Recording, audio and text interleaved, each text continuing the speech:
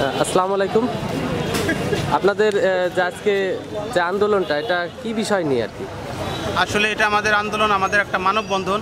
আমরা যে নিষ্পেষিত, আমরা যে শোষিত, সেই শোষিত জনবল, আমরা যে বাংলাদেশ পল্লী বিদ্যুতায়ন বোর্ডের দ্বারা শোষিত, সেই শোষিত হওয়ার কারণে আমরা আজকে এই শোষিত হওয়ার কাহিনী আপনাদের নিকট উপস্থাপনের জন্য আমরা এখানে সমবেত হয়েছি এবং মানববন্ধনে লিপ্ত হয়েছি। বিভিন্ন সময় দেখতে পাচ্ছি যে বিভিন্ন গ্রাহক বিভিন্নভাবে হয়রানির শিকার হচ্ছে। আসলে এ বিষয়ে কি আপনি অবগত আছেন? আসলে আমরা পল্লী বিদ্যুৎ সমিতিতে কর্মরত আছি। আমাদের একটি দুঃখের বিষয়, আমরা গ্রাহক বান্ধব প্রতিষ্ঠানে চাকরি করি। আমরা সবসময় প্রচেষ্টা আমরা গ্রাহককে নিরবিচ্ছিন্ন বিদ্যুৎ সরবরাহ করব, এই প্রচেষ্টা নিয়ে, এই প্রতিশ্রুতি নিয়ে আমরা পল্লী বিদ্যুৎ সমিতিতে কর্মরত আছি। কিন্তু সেই বিষয়ে আমরা গ্রাহক হয়রানির বিষয়ে আমরা এখানে দাঁড়িয়েছি।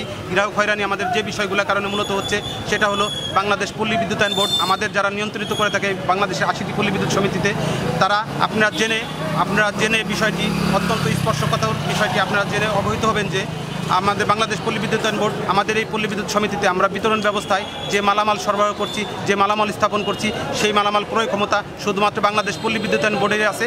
এবং বাংলাদেশ পল্লী বিদ্যুতায়ন বোর্ড তারা দুর্নীতির মাধ্যমে নিম্নমানের মালামাল ক্রয় করে আমাদের পল্লী বিদ্যুৎ সমিতিকে সরবরাহ করে, এবং সেই আমরা নিম্নমানের মালামাল লাইনে স্থাপন করে থাকি, এবং ওই নিম্নমানের মালামালের কারণে গ্রাহককে আমরা নিরবচ্ছিন্ন বিদ্যুৎ সরবরাহ করতে পারি না, এবং গ্রাহক অনেকাংশে হয়রানি হয়, এবং আমরা মনের দিক দিয়ে একটি হীনকর অবস্থার পরিস্থিতিতে সৃষ্টি হয়। এবং সেই প্রেক্ষাপট থেকে আমরা এই মানববন্ধনে দাঁড়িয়েছি এবং আপনাদের সম্মুখে হয়েছি এই কথাগুলো বলার জন্য যে আসলে বাংলাদেশ পল্লী বিদ্যুতায়ন বোর্ড এর জন্য সম্পূর্ণ দায়ী। জি, আপনাকে অসংখ্য ধন্যবাদ। নির্মাণ করার পরে আমাদেরকে বুঝাই দিচ্ছে সেই লাইনটা আমরা কনজিউমারের স্বার্থে দেখাশোনা করতেছি, অর্থাৎ লাইন নির্মাণ করে দিয়ে আমাদেরকে বুঝিয়ে দেওয়ার পরে আরইবির কাজ শেষ। ওই লাইনটা 2 দিন চলবে কি 3 দিন চলবে বা 2 বছর চলবে, এটা দেখার তাদের কোনো দরকারই নাই। অর্থাৎ নিম্নমানের মালামাল দিয়ে যেন তেনভাবে লাইনটা নির্মাণ করে আমাদেরকে বুঝিয়ে দেওয়া, এটাই যেন তাদের কাজ। এটার কারণটা কি, তারা তো আমাদের এখানে কখনো ফিল্ড পর্যায়ে আসে না, বা ফিল্ড পর্যায়ে তাদের কোনো অভিজ্ঞতা নাই, বা তাদের পথটা ওইভাবেই সৃষ্টি করে রাখা হয়েছে যে তারা শুধু আরইবিতেই বসে থাকবে, ফিল্ডে তাদের কোনো কাজ নাই। অর্থাৎ জবাবদিহিতা কনজিউমারের কাছে, গ্রাহকের কাছে শুধু আমাদের, এবং এর কারণেই এই বৈষম্যগুলো সৃষ্টি হয়েছে। আমরা যদি অন্যান্য বিতরণকারী প্রতিষ্ঠানের মতো একই প্ল্যাটফর্মে থাকতাম, অর্থাৎ একজন এখানে থাকবে, আবার নির্দিষ্ট সময় পরে সে আরেক জায়গায় যাবে, যে মালামালটা কিনেছে সেও এখানে আসবে, অর্থাৎ সেও দেখাশোনাটা করবে, তাহলে এই বৈষম্যটা দূর হতো এবং এই যে অনিয়ম, এটা দূর হতো।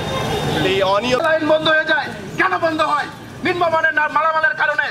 যে পরিমাণ লোকবল দরকার তার 4 ভাগের 1 ভাগ লোক দিয়ে সেবা দেওয়া সম্ভব?